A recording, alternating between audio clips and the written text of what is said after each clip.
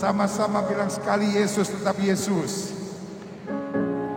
Sama-sama bilang, Yesus memberkati Pulau Bali.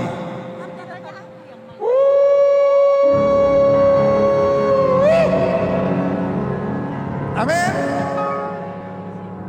Hari ini adalah hari yang indah buat saya. Sebentar saya pastikan dulu alarm saya nyala supaya saya tidak khotbah lebih, saudara, ya kan?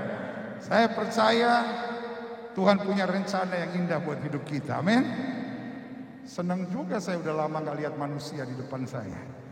Saya biasanya cuma lihat kameramen terus yang saya lihat. Dia bosan lihat saya juga udah bosan lihat dia. Hebat. Dan saya percaya berkat Tuhan ada pada diri saudara sekalian. Amin. Bilang sama sebelah saudara, kamu diberkati.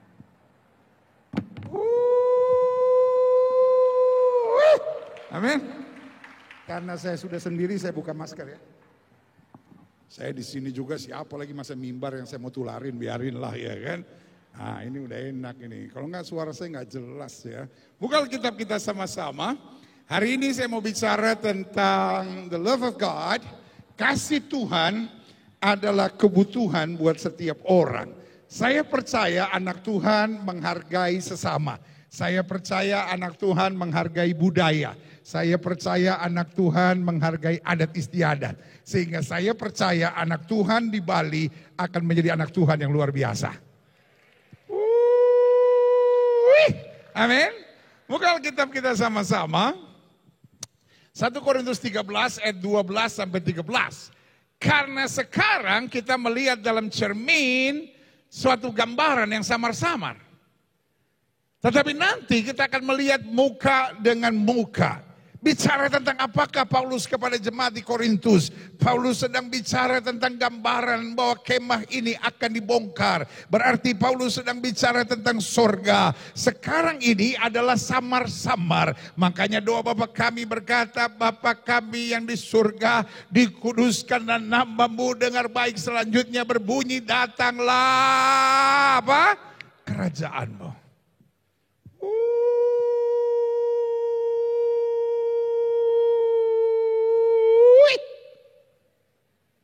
Taruh tangan kanan saudara di dada, bilang, saya harus membawa kerajaan Tuhan.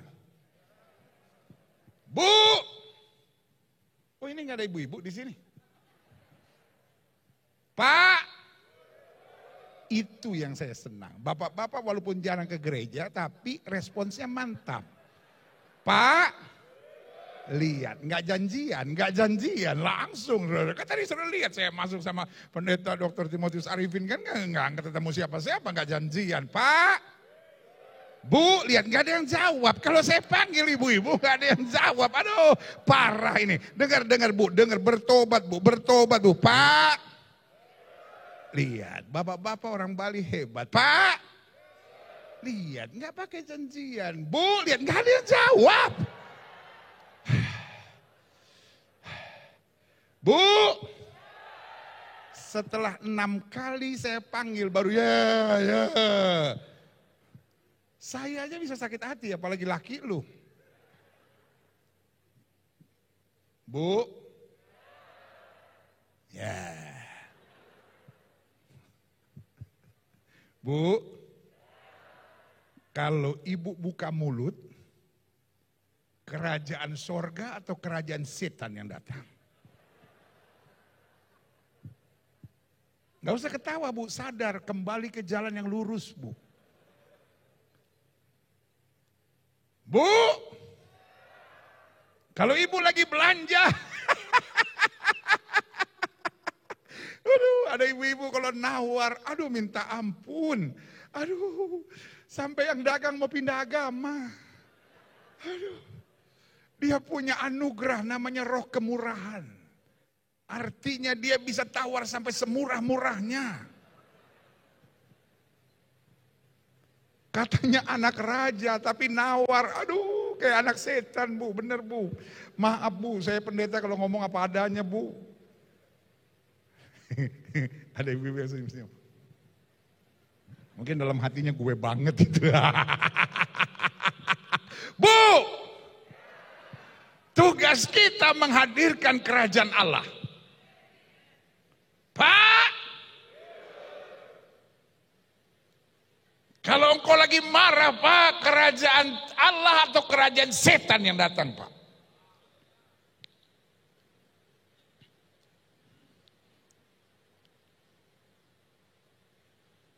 Hari ini memang kita lihat semua samar-samar.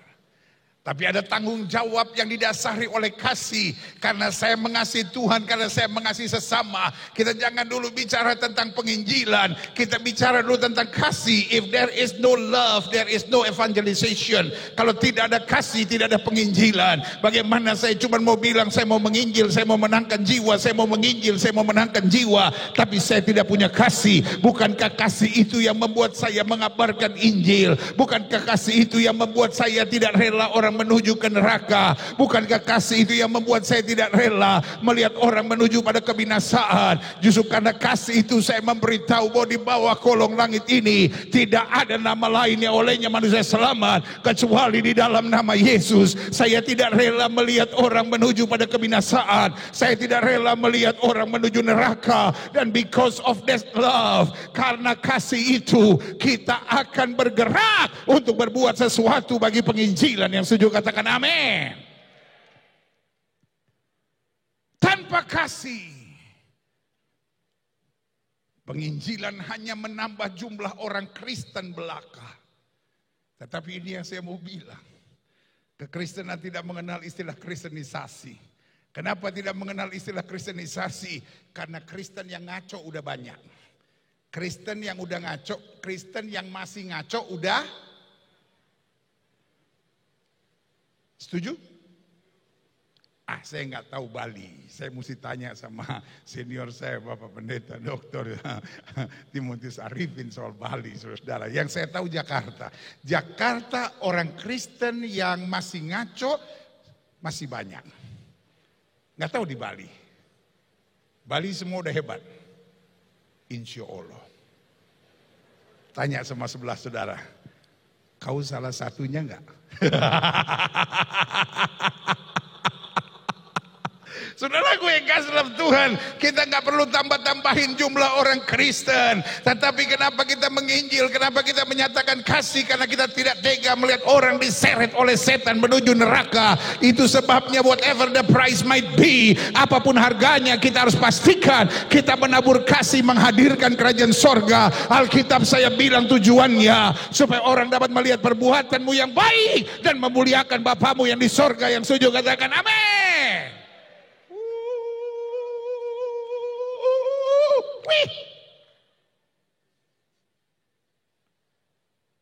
Udah lama saya nggak di mimbar begini.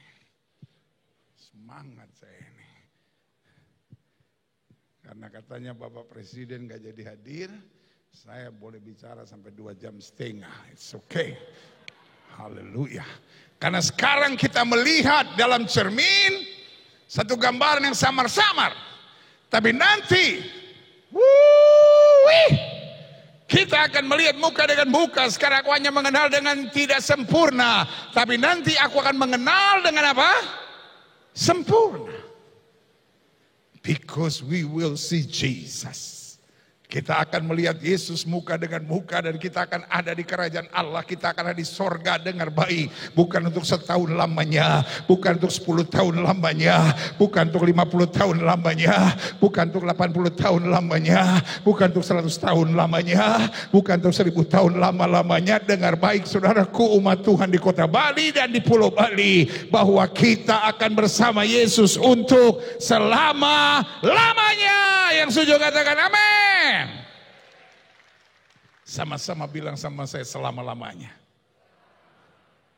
Jadi kalau hari-hari ini ada tekanan, hari-hari ini ada tantangan, hari-hari ini dikhianati orang, hari-hari ini disakiti orang, jawab ini sederhana, ini kecil, ini biasa. Karena yang Tuhan janjikan selama-lamanya kemenangan, kemuliaan, berkat, damai sejahtera dan kuasanya. Yang setuju katakan yes. Amin. Coba lihat ini. Demikianlah tinggal ketiga hal ini.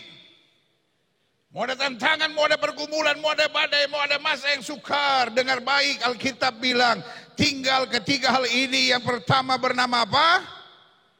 Iman. Mau ada masalah apapun, mau dihianati bagaimanapun, mau disakiti bagaimanapun, mau dilukai bagaimanapun, selama kita punya iman, semua beres.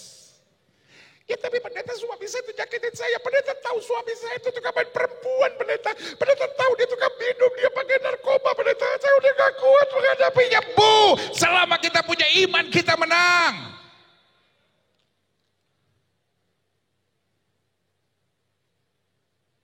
Ada ibu-ibu yang lihatin saya. Mungkin dalam hatinya, emang gak boleh tukar tambah, pendeta. Kok pikir Yamaha Mio ke apa?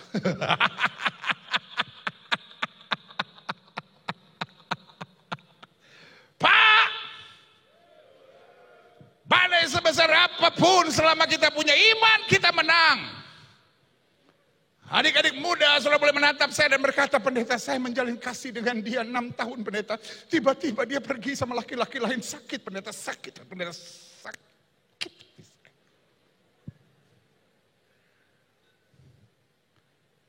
Adik-adik muda, life is about your faith. Tantangan selalu ada, hal-hal yang menyakitkan selalu ada. Selalu mungkin boleh menatap saya dan berkata, pendeta, mama dan papa saya bercerai, pendeta. Itu sangat menyakitkan saya karena papa punya perempuan lain. Mama tidak mau kecewa dan mama akhirnya balas dia dengan main dengan laki-laki lain.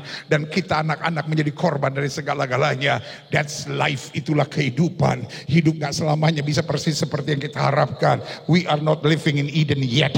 Kita belum tiba di sorga. Kita masih menghadapi tantangan. Tetapi satu janji Tuhan buat hidup kita, roh yang di dalam kita lebih besar dari roh yang alam dunia ini. Kita boleh saja menghadapi tantangan, kita boleh saja menghadapi pergumulan, kita boleh saja menghadapi masa-masa yang sukar. Kita nggak boleh jadi anak Tuhan yang penakut, kita nggak boleh jadi anak Tuhan yang mudah menyesali keadaan, kita nggak boleh jadi anak Tuhan yang kecewa. Tapi kita berdiri teguh dan berkata, roh di dalam aku lebih besar dari roh yang alam dunia ini. Tantangan boleh ada, tetapi Tuhan sudah berjanji bagi aku lebih daripada orang-orang yang menang karena Yesus yang mengasihi aku. Sama-sama bilang, saya pemenang. You are born to be winners. Engkau dilahirkan Tuhan untuk menjadi pemenang. Sama-sama bilang, saya punya iman. Dan yang kedua kita bilang apa? Pengharapan. Sama-sama bilang sama saya, pengharapan. Orang kalau punya iman, hidupnya gak akan mikir yang aneh-aneh.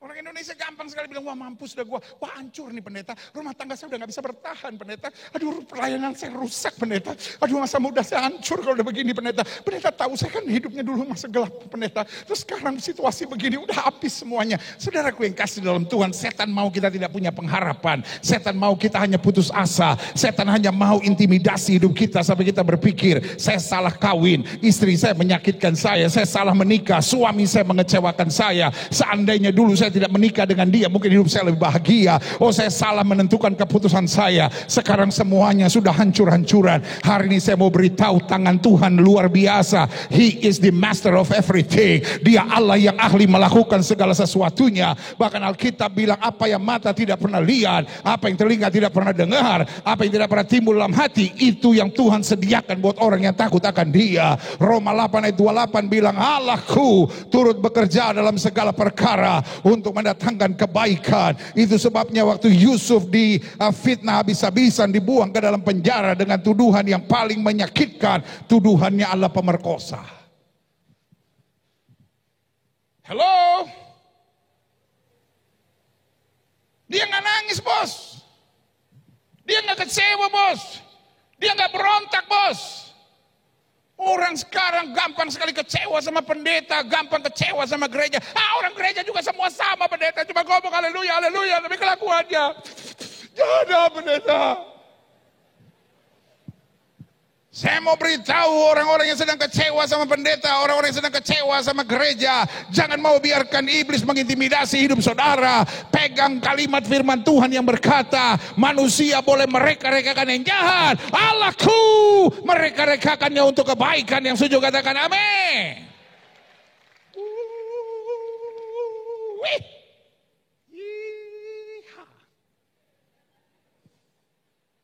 Jangan ada satu orang pun yang pulang ibadah Natal lemes-lemes.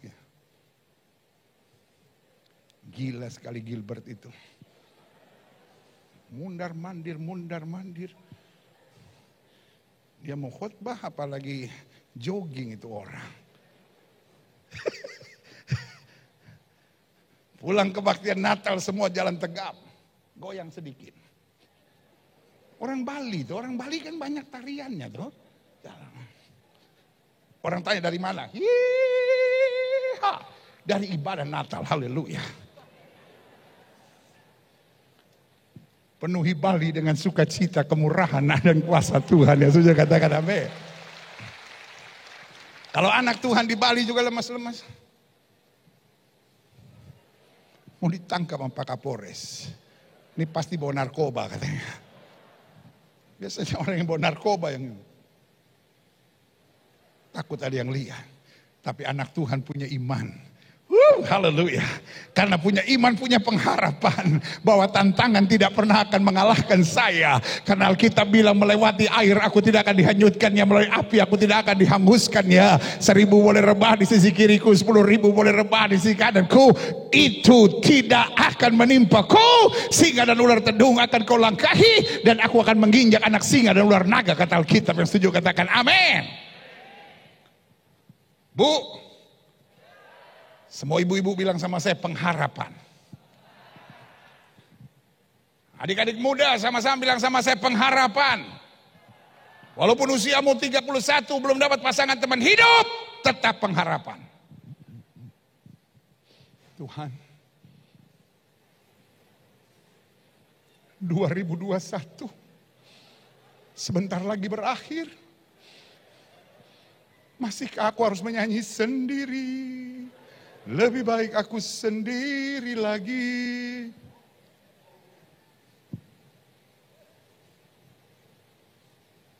Hamba-hamba Tuhan, tantangan pelayanan makin berat.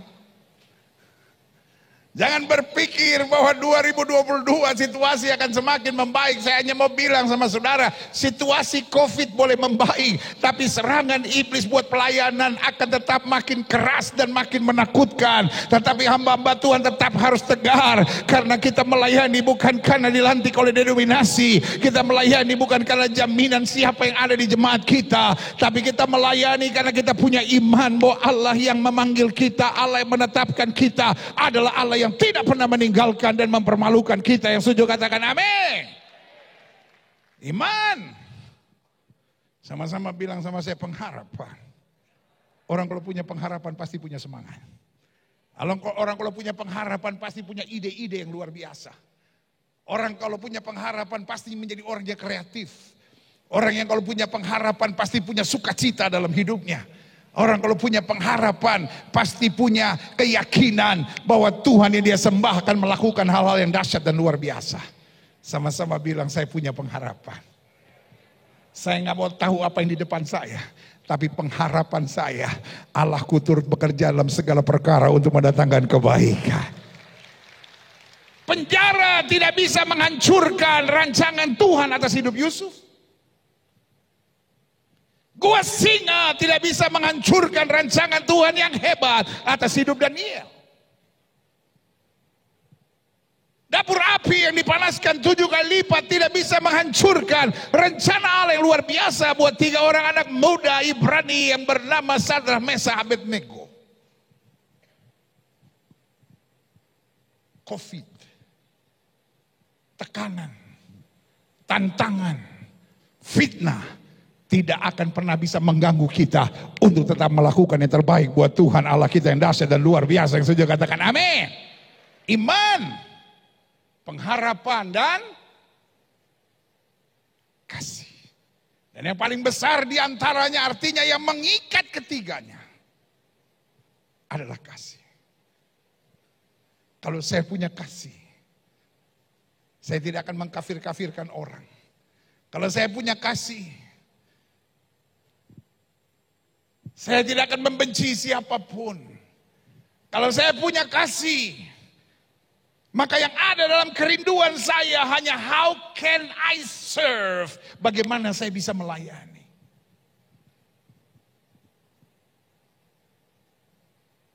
Maria berkata, jadilah padaku seperti yang kau katakan, sebab sesungguhnya aku ini apa? Hamba Tuhan. Taruh tangan kanan saudara di dada.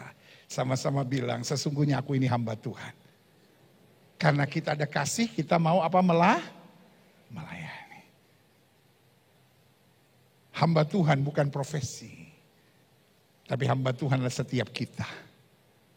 Setiap orang yang menyadari semua yang saya punya berasal dari Tuhan, itu berarti dia hamba Tuhan. Amin.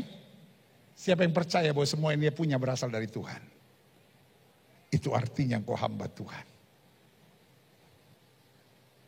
Yang kedua, siapa hamba Tuhan? Seorang yang menyadari bahwa segala yang saya punya berasal dari Tuhan, itulah hamba Tuhan yang kedua. Siapa itu hamba Tuhan? Seorang yang menyadari tanpa Tuhan saya tidak bisa buat apa-apa. Siapa di sini yang menyadari tanpa Tuhan dia tidak bisa buat apa-apa? Saya beri nama engkau hamba Tuhan. Sama-sama bilang saya hamba Tuhan. Mulai sekarang dimanapun kau berada, tanamkan dalam rohmu, aku hamba Tuhan. Engkau politisi kah, engkau polisi kah, engkau tentara kah, engkau hakim kah, engkau jaksa kah, engkau guru kah, engkau bisnismen kah, engkau adalah hamba Tuhan. Ketika engkau lagi bawa mobil, tiba-tiba ada mobil lain motong engkau, buka kaca biasanya. Otak lu di mana? Otak lu di mana? Tapi sekarang buka kaca, ingat saya hamba Tuhan. Tuhan berkati. Tutup lagi. Adik-adik muda kalau pacaran, tadinya, wih, astaga.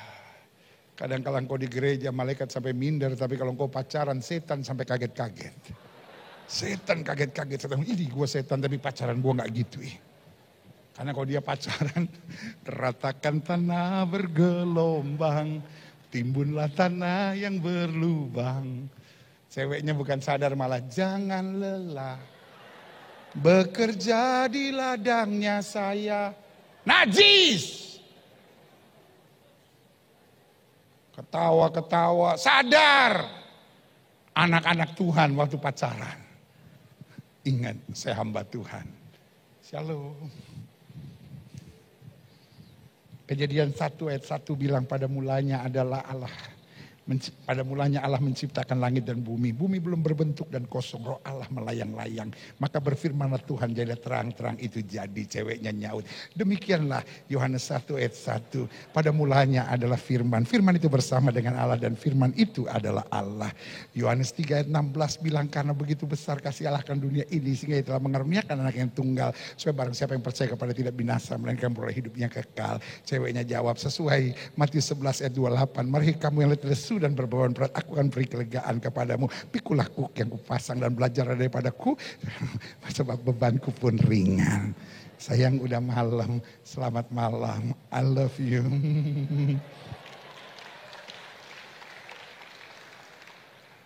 Angkat tangan kanan kita sama-sama bilang, sesungguhnya saya ini hamba Tuhan. What is Christmas? Christmas reminds us for 3 things. Natal mengingatkan kita tentang 3 hal yang dahsyat. Yang pertama adanya iman. Yang kedua adanya pengharapan. Dan semuanya itu diikat dengan kasih. Yang setuju sama saya katakan, saya harus hidup dalam kasih. Klik. Yohanes 3 ayat 16 sampai 18 bilang, karena begitu besar kasih Allah akan dunia ini sehingga ia telah mengaruniakan anak yang tunggal. Supaya setiap orang yang percaya kepadanya apa? Tidak binasa, melainkan beroleh hidup yang kekal. Ayat 17 dengar baik. Sebab Allah mengutus anaknya ke dalam dunia bukan untuk menghakimi dunia, melainkan untuk menyelamatkannya oleh dia. Ayat 18. Klik. Barang siapa percaya kepadanya, sama-sama bilang sama saya percaya. Sama-sama bilang sama saya percaya. Sama-sama bilang sama saya percaya. Barang siapa percaya kepadanya tidak akan dihukum. Barang siapa tidak percaya ia telah berada di bawah hukuman. Sebab ia tidak percaya dalam nama apa? Anak tunggal Allah. Saudaraku yang kekasih dalam Tuhan. Yesus adalah kepastian. Kenapa saya bisa hidup dalam iman? Kenapa saya bisa hidup dalam pengharapan? Kenapa saya tetap bisa diikat oleh kasih? Jawaban saya sederhana, karena Kristus membebaskan saya dari hukuman. Amin. Saya suka dengar orang Bali bilang begini, kalau orang baik sama, Pendeta, kalau orang baik sama kita, kita lebih baik dari orang itu. Tapi kalau orang itu jahat sama kita, dia belum tahu orang Bali bisa lebih jahat dari orang itu.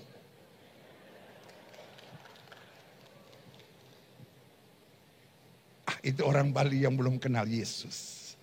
Orang Bali yang sudah kenal Yesus akan bilang, kalau orang baik sama saya lebih baik dari dia.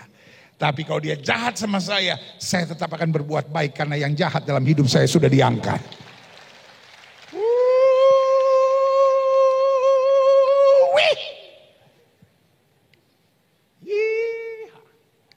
Selesai khotbah turun 2,5 kilo kayaknya ini.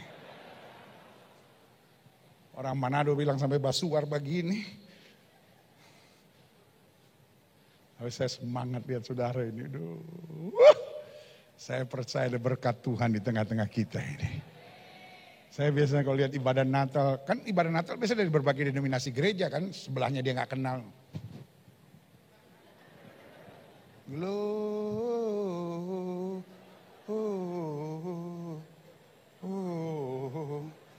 Iya. Tapi malam ini saya lihat muka-muka penuh kemuliaan Tuhan ada di tempat ini. Amin. Segala hukuman sudah dibebaskan, segala kutuk sudah dibebaskan, segala belenggu sudah dibebaskan. Karena itu kita punya target. Target kita adalah dimanapun kita berada, menghadirkan kerajaan Allah. Kingdom of God. You are kingdom carrier. Engkau adalah pembawa kerajaan Allah dimanapun Tuhan tempatkan engkau. Karena kita berjalan dengan iman, kita berjalan dengan pengharapan, diikat dengan kasih Tuhan. Yang setuju katakan amin. Klik, saya pelajari. Natal adalah kasih. If we talk about Christmas, Christmas is love. Natal bukan bicara tentang doktrin, meskipun dalam gereja doktrin itu perlu, tetapi Christmas is not about doctrine. Natal bukan soal doktrin, Natal soal kasih. Setuju? Gereja berdebat, manusia berdebat, karena apa? Karena doktrin. Tetapi Natal mempersatukannya. Selalu saya bilang, doktrin tanpa kasih akan menjadikan orang-orang keji dan liar, saudara.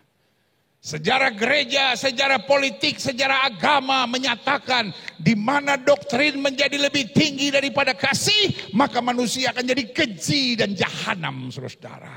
Manusia membunuh atas nama agama, manusia membunuh atas nama doktrin, manusia membunuh, mengucilkan orang atas nama kebenaran yang dia yakini, padahal itu bukan kebenaran tetapi kebenaran menurut dia sendiri. Kasih tanpa tuntunan doktrin akan juga menjadi liar. Tetapi kasih dalam doktrin yang benar akan menuntun kita menghadirkan kerajaan sorga dimanapun Tuhan tempatkan kita. Amin. Yang setuju sama saya katakan, saya harus menghadirkan kerajaan Allah.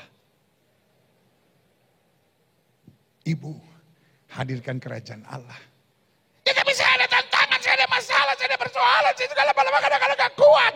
Tetapi ada kuasa Tuhan yang mengasihi kita dan menjamin bahwa satu utas rambutmu pun tidak akan jatuh ke tanah tanpa izin Tuhan.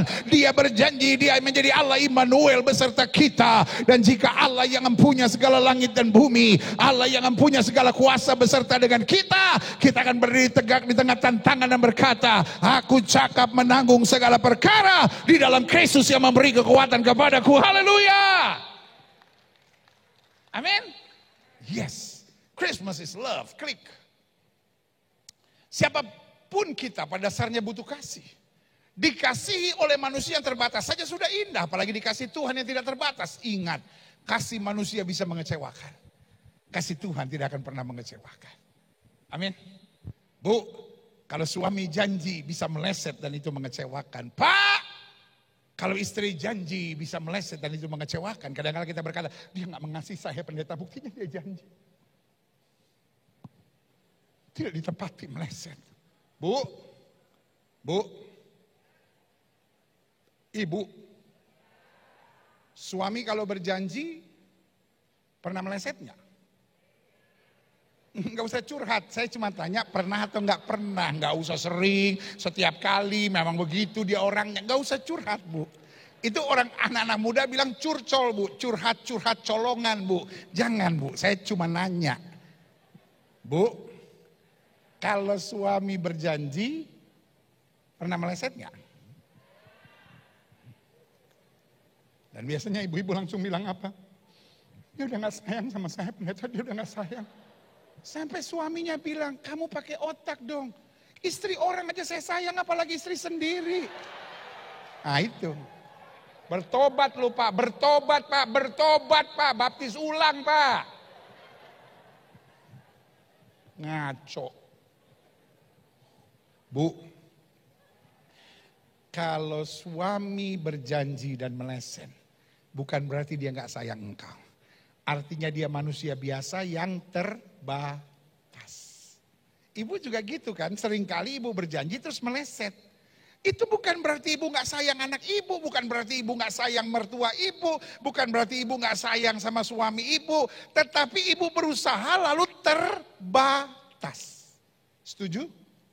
Mulai hari ini gak usah kita besar-besarin yuk. Kalau ada orang yang berjanji, mau dia hamba Tuhan, mau dia siapapun, berjanji lalu meleset, kita gak usah sakit hati. Kita cuma ingat, iya ya Tuhan, saya udah belajar. Terkutuklah orang yang mengandalkan manusia. Manusia berjanji meleset itu normal karena dia manusia. Tapi satu perkara, Tuhan yang berjanji tidak akan pernah meleset, kasihnya sempurna.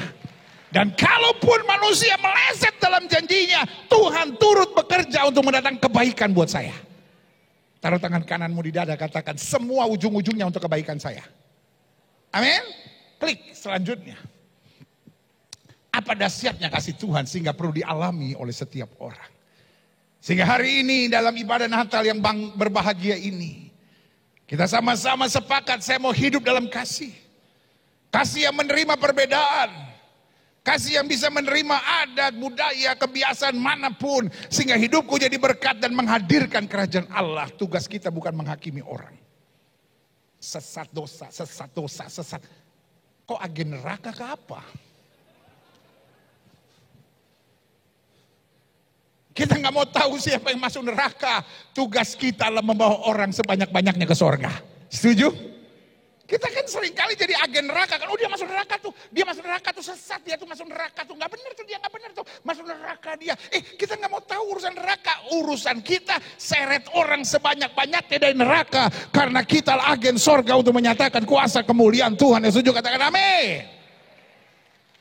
Sejahat orang bagaimanapun, darah Yesus bisa menyucikannya. Needs your love. Membutuhkan kasihmu. Untuk mendoakan, untuk berbagi, untuk menjadi terang. Alkitab bilang, supaya orang melihat terang Kristus yang ada padamu. Haleluya. Klik, saya catat di sini. Catatan penting, tidak semua orang beragama, bahkan beragama Kristen sekalipun telah mengalami kasih Tuhan. Jadi kita hanya bisa membagikan apa yang kita punya. Kalau saya tidak punya kasih, bagaimana saya bisa berikan kasih? Kalau saya hanya punya kepahitan, saya hanya punya kekecewaan, saya hanya punya kebencian, saya hanya punya kedendaman.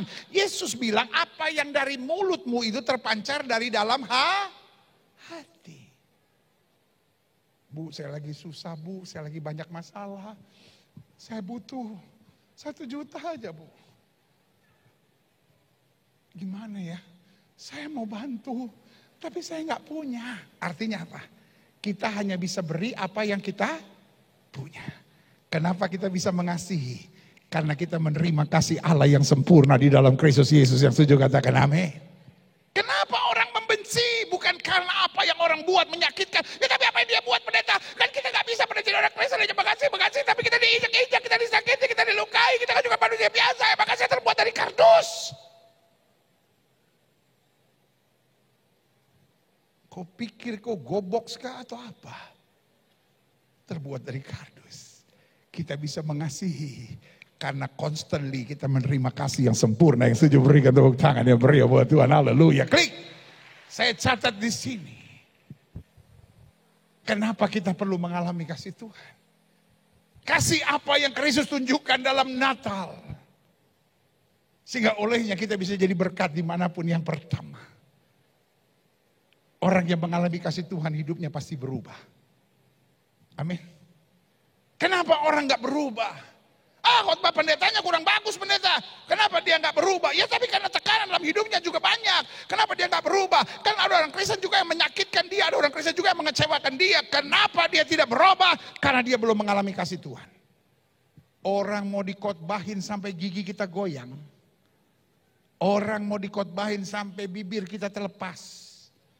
Kalau dia belum mengalami kasih Tuhan, dia tidak akan berubah. Bu, kalau suamimu tidak berubah, jangan kau ceraiin. Kau doain supaya kasih Tuhan menjamah dia. Ya tapi suami saya gay, pendeta gay. Dia ada di gereja, haleluya, puji Tuhan. Dia gak demen saya, dia demen laki juga. Itu berat. Jadi kalau orang bilang, suami saya pendeta punya perempuan lain, saya bilang masih biasa bu. Kalau dia punya laki-laki lain itu yang berat bu. Karena kalau selama dia punya perempuan lain, ibu masih bisa saingin. Ya bulu matanya bagus, ibu pakai bulu mata palsu juga.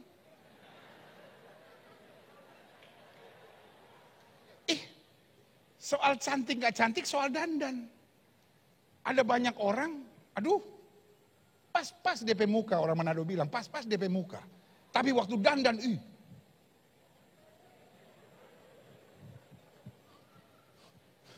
bikin kaget. Tapi pas dia cuci muka ulang, kembali ke selera awal. Jadi ibu-ibu pulang kebaktian Natal, jangan kote cuci muka dulu. Bas selfie jo dulu. Kalau enggak upik abu lagi, baru Cinderella. Ya.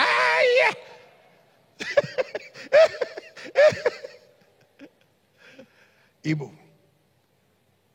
mau dia gay kah? Mau dia separah apapun kah? Mau dia narkoba kah? Kasih Yesus cukup untuk merubah dia. I know it's hard. Pak, engkau menatap saya dan berkata, istri saya pendeta mata duitan pendeta. Dia buka mata duit. Dia buka mulut duit. Saya kawin sama dia, saya kawin sama Dendels pendeta, penjajah Belanda, Veos. Gak usah ketawa bu, kembali ke jalan yang lurus. Ibu-ibu dikhotbahin malah kayak laki gue.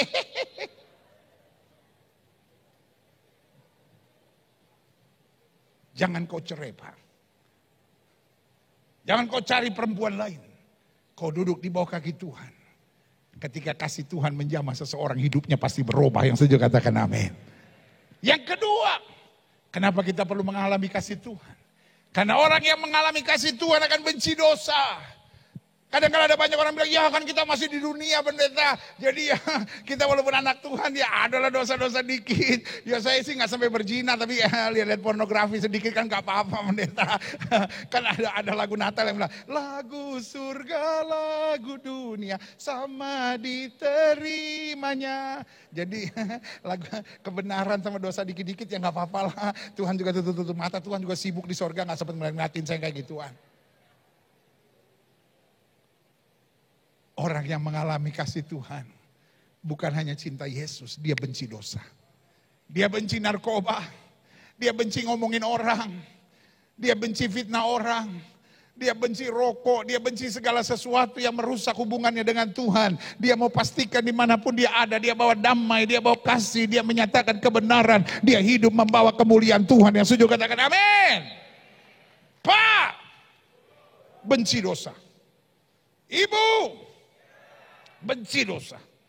Adik-adik muda, benci dosa. Sorry untuk ngomong ini buat rekan-rekanku, hamba-hamba Tuhan yang hebat dahsyat. Kitalah hamba-hamba Tuhan, pastikan kita benci dosa. Karena menjadi hamba Tuhan bukan hanya profesi, tetapi panggilan di mana kita bangga kita boleh melayani Dia. Yang ketiga, saya pelajari kenapa kita perlu mengalami kasih Tuhan. Karena orang yang mengalami kasih Tuhan bersemangat dan berpengharapan di tengah masalah. Sama-sama bilang sama saya, antusias. Sama-sama bilang sama saya, antusias. Ada seorang wanita pendarahan.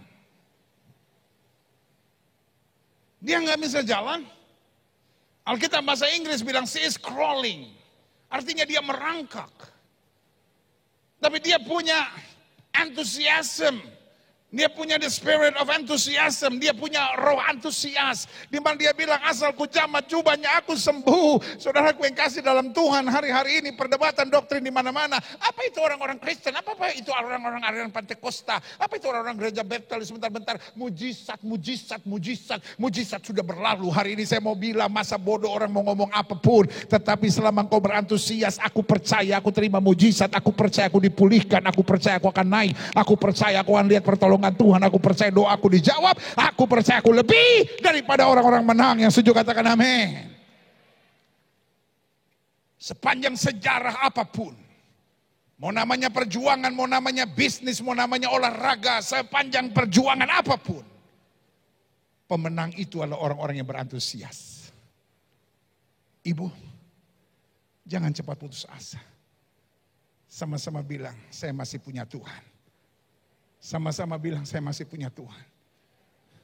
Oke, orang boleh ngomong apapun, tapi kuatkan hatimu dan bilang saya harus maju. Amin. Yang terakhir, saya pelajari, klik. Kenapa kita perlu mengalami kasih Tuhan? Karena orang yang mengalami kasih Tuhan akan senang bersaksi dan melayani Tuhan. Orang yang mengalami kasih Tuhan akan berkata, Tuhan saya gak mau jadi batu sandungan. Saya gak mau menghakimi siapapun. Kalau ada orang salah, aku tolong. Kalau ada orang jatuh, aku gak usah fitnah. Aduh, sorry untuk bilang ini. Kadangkala di gereja, hakim lebih banyak daripada di pengadilan. Makanya ada orang kalau jatuh dalam dosa, gak berani ke gereja. Karena orang Kristen bisa membuat orang murtad tanpa perkataan. Cuman dengan matanya. Orang yang udah lama gak ke gereja, jatuh dalam dosa, datang ke gereja. Langsung kita gini nih.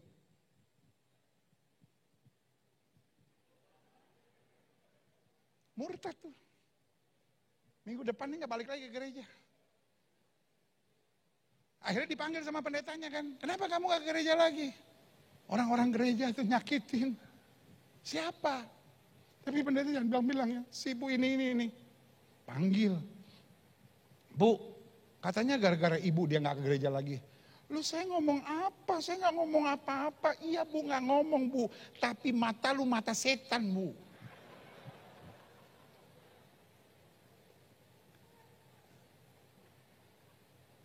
Saya percaya ini masa penuaian besar-besaran. Taruh tangan kananmu di dada sama-sama bilang Tuhan mau pakai saya.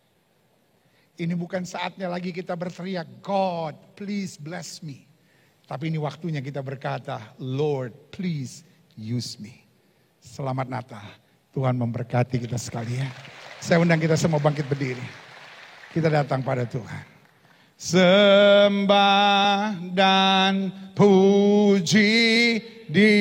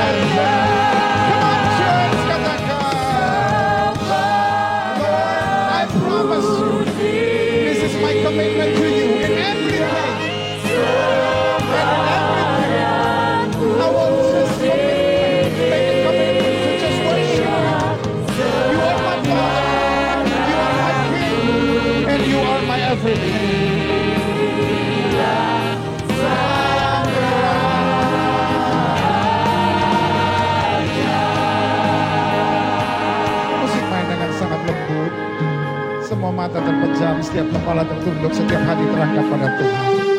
We are not living in Eden yet, I know. Kita belum tiba di sorga. Pengkhianat masih banyak, pemfitnah masih banyak, badai-badai besar masih harus kita hadapi. Tapi kita dikasihi oleh Tuhan. Jika itu doamu, taruh tangan kananmu di dada. Remind yourself, I'm loved by Jesus. Aku dikasih oleh Tuhan. Karena kasihnya padaku, Dia turun dari sorga untuk menyelamatkan aku. Orang boleh ngomong apapun tentang Natal, tapi buat kita Christmas is important because Christmas is demonstration of Jesus love. Kasih Kristus yang sempurna, Dia turun menjadi sama dengan manusia. Ibu, gak usah takut. Sekarang ibu hanya lihat samar-samar. Bapak jangan takut, bapaknya lihat samar-samar. Tapi harinya akan tiba, bapak lihat, ibu lihat, adik-adik muda lihat, hamba-hamba Tuhan lihat bahwa Jesus is the King. And He is the only King. Pastikan hari-hari ini tugas kita as the carrier of God's kingdom, membawa kerajaan sorga dengan damai, dengan kasih-Nya. Jika itu doamu, taruh tangan kananmu di dada. Ingat, if people meet Jesus' love, surely they'll change. Pasti dia akan berubah. Jika itu doamu, taruh tangan kananmu di dada. Anak Tuhan bukan menghakimi, bukan menyerang, bukan menghancurkan, tapi anak Tuhan bawa damai, menyatakan kasih. Dunia sedang butuh kasih, my friend. Jika itu doamu, taruh tangan kananmu di dada. I know, mungkin kau sedang berbeban berat. Mungkin kau anak muda yang sedang frustasi. Mungkin kau rumah tangga diambang perceraian. Taruh tangan kananmu di dada dan bilang, Tuhan, saya punya iman. Yesus gak akan permalukan saya. Saya punya iman bahwa kemenangan pasti disediakan. Saya punya iman bahwa roh di dalam saya lebih besar dari roh yang alam dunia ini. Dan saya pasti menang. Jika itu doamu, taruh tangan kananmu di dada. Setiap saudara yang didoakan, taruh tangan kanan saudara di dada. Boleh angkat tangan dua-dua tinggi-tinggi. Izinkan saya berdoa. Bapa, dalam nama Yesus, hari ini kami merayakan Natal. Bagi kami Natal adalah kasih. Bagi kami Natal adalah kemenangan. Bagi kami Natal adalah kemuliaan. Bagi kami Natal adalah kuasa Allah yang maha tinggi, yang membuktikan tidak ada yang dapat menandingi dan mengalahkannya. Itu sebabnya Allah turun menjadi sama dengan manusia. Lihat tangan-tangan yang terangkat. Mereka yang mungkin hari-hari ini sedang kecewa. Mereka yang mungkin hari-hari ini sedang berbeban berat. Mereka yang mungkin hari ini sedang berkata, no one love me. Tapi hari ini kami katakan, I know I'm loved. Aku tahu aku dicintai. Aku disertai, aku ditolong, aku dikuatkan. Dan aku pasti akan sanggup melewati semuanya. Lihat tangan-tangan yang terangkat. Adik-adik muda yang sedang dalam pergumulan. Ibu-ibu rumah tangga, bapak-bapak, para businessman, para pelayan Tuhan. Tuhan satu persatu Tuhan jamah. Sehingga hari ini kami tahu, kami menerima kasih itu. Dan karena kami menerima kasih itu, kami dipulihkan, dikuatkan, ditolong dan disertai. Thank you Father. Thank you Father. Thank you Father. Terima kasih Tuhan. Satu persatu Tuhan jamah. Dan hari ini izinkan juga saya doa buat yang sakit. Kalau sudah percaya kuasa Tuhan lalu sudah sakit, letakkan tangan kananmu di bagian tubuh yang sakit. Karena firman Tuhan katakan orang percaya akan tumpang tangan buat yang sakit dan yang sakit akan disembuhkan. Bapa, firman-Mu ya dan amin.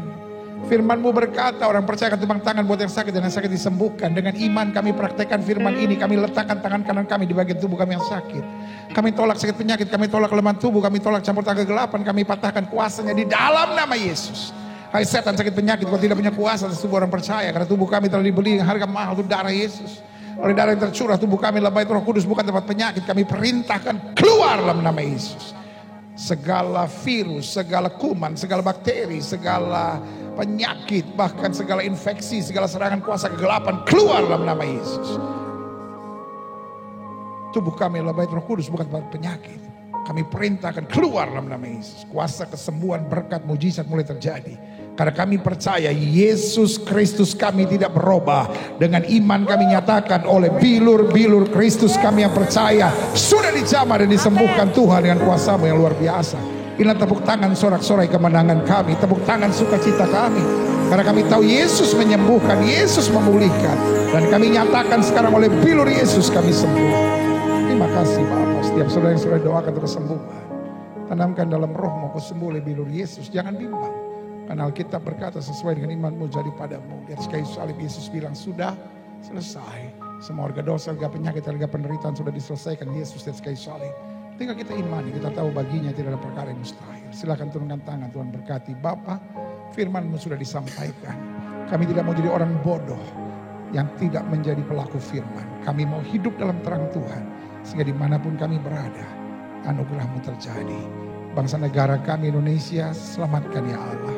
Bapak Presiden, Wakil Presiden, para menteri, pejabat di pusat dan di daerah, para bupati, para wali kota, para gubernur, para kapolda, para pangdam, bahkan DPRD tingkat 2, DPR RI, semua dalam pemeliharaan Tuhan. Roh takut akan Tuhan ada pada pemimpin-pemimpin kami. Terima kasih Bapak.